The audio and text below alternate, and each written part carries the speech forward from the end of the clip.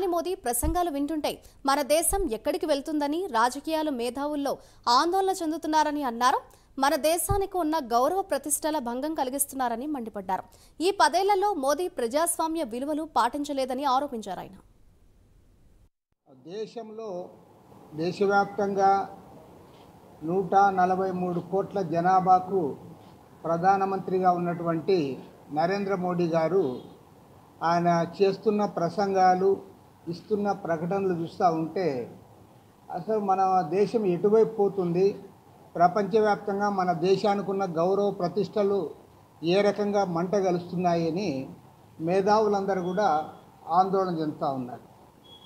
ఎందుకంటే నరేంద్ర మోడీ గారి 10 ఏళ్ల కాలంలో ఏనాడు కూడా ప్రజాస్వామ్య విలువలు పాటించలేదు. ఆయన పాటించలేదు అనే దానికి అతిపెద్ద ఉదాహరణ ఏమంటే అటు పార్లమెంట్లో కానీ ఇటు అసెంబ్లీలో కానీ క్వశ్చన్ అవర్ అనేది దానికి ఆత్మ లాంటిది.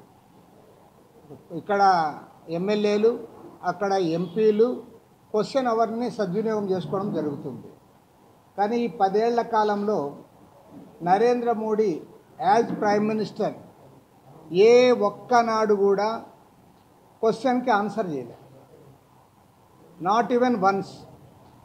ఒక్క సందర్భంలో కూడా ప్రధాని నరేంద్ర మోడీ సభ్యుల ప్రశ్నలకు ఆన్సర్ చేయలేదు.